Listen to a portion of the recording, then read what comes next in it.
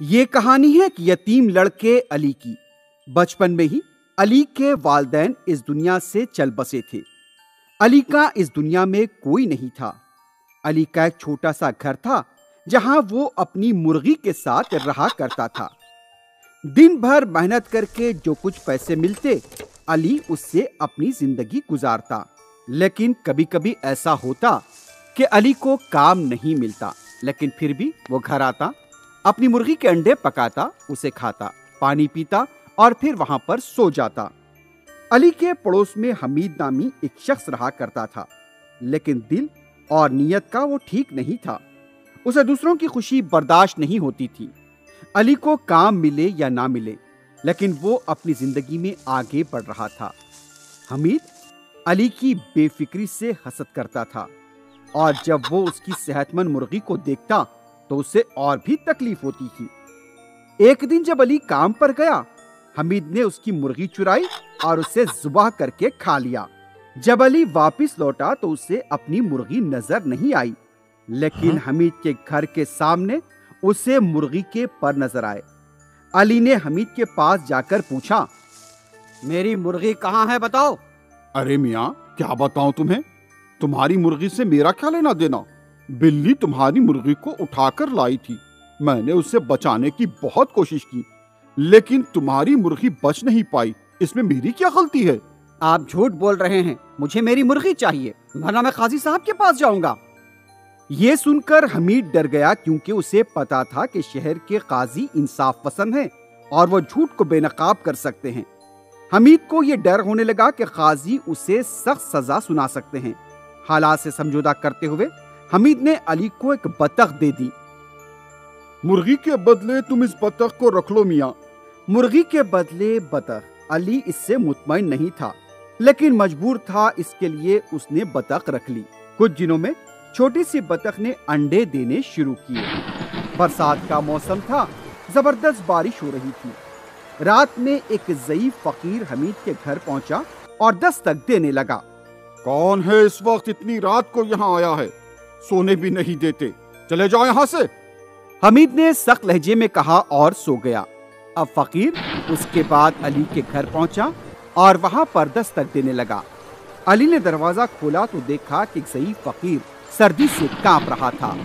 علی نے فقیر کو اندر بلایا اور انہیں ایک کمبل اڑایا، اور پھر فقیر کے لیے بطخ کے انڈوں کا سالن اور کھانا بنوایا۔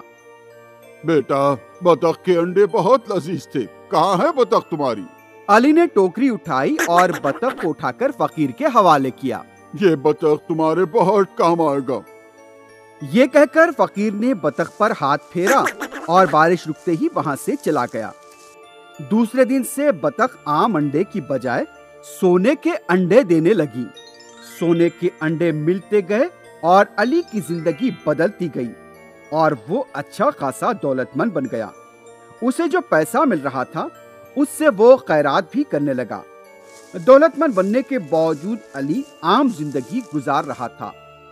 ادھر حمید سوچنے لگا کہ علی کیسے دولت مند بن گیا، دال میں ضرور کچھ کالا ہے۔ اب حمید علی کے گھر پر ہی نظر رکھنے لگا۔ ایک دن علی نے جب ٹوکری ہٹائی اور سونے کا انڈا اٹھایا تو حمید حیرت زدہ ہو کر دیکھنے لگا۔ ارے یہ کیا، سونے کا انڈا بطخ نے دیا ہے؟ حمید کو بہت غصہ آنے لگا۔ حمید نے جب علی سے اپنی بطخ مانگی تو اس نے انکار کر دیا۔ اب حمید اپنے چند ساتھیوں کے ساتھ قاضی کے پاس پہنچ گیا اور علی کی شکایت کرنے لگا۔ یہاں پر آنے کی وجہ جان سکتا ہوں میں؟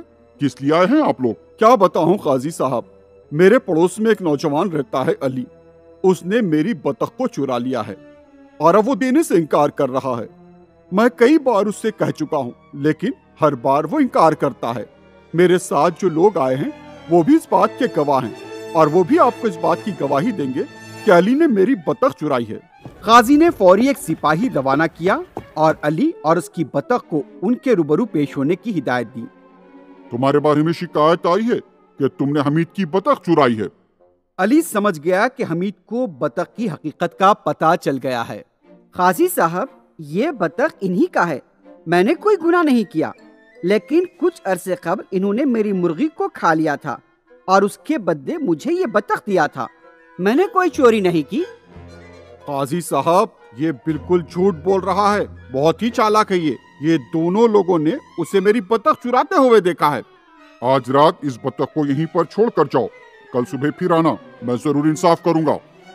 قاضی نے یہ کہہ کر حمید اور علی کو وہاں سے روانہ کر دیا۔ بطخ نے قاضی کے سامنے سونے کا انڈا دیا۔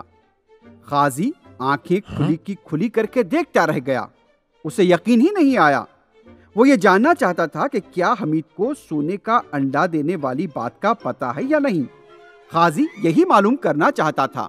قاضی نے حمید کو ایک سادہ انڈا دکھا کر پوچھا، آج تمہارا فیصلہ ہونے والا ہے، لیکن حمید یہ بتاؤ کہ کیا یہ تمہاری بطخ کا انڈا ہے؟ علی اب تم بتاؤ، کیا یہ تمہاری بطخ کا انڈا ہے؟ نہیں جناب، میری بطخ تو سونے کا انڈا دیتی ہے، یہ میری بطخ کا انڈا نہیں ہو سکتا۔ کیا کوئی بطخ سونے کا انڈا دے سکتی ہے بھلا؟ تم بالکل سچ کہہ رہے ہو، تم یہ بطخ کے اصلی مالک ہو۔ یہ کہہ کر قاضی نے حمید کو ایک عام بطخ حوالے کر دی۔ علی کو انصاف نہیں ملا، یہ سوچ کر وہ بہت مایوس ہو گیا۔ اس پر قاضی نے کہا، تم مایوس اور پریشان مت ہو، تمہاری بطخ سونے کا انڈا کیسے دیتی ہے بھلا، یہ بتاؤ مجھے۔ علی نے فقیر والا واقعہ قاضی کو سنا دیا۔ یہ سن کر قاضی حیرت زدہ ہو گئے۔ انہوں نے علی کو بطخ حوالے کی اور اسے اپنے محل میں رہنے کی ہدایت دی۔ ادھر حمید کا بطخ عام انڈے ہی دے رہا تھا۔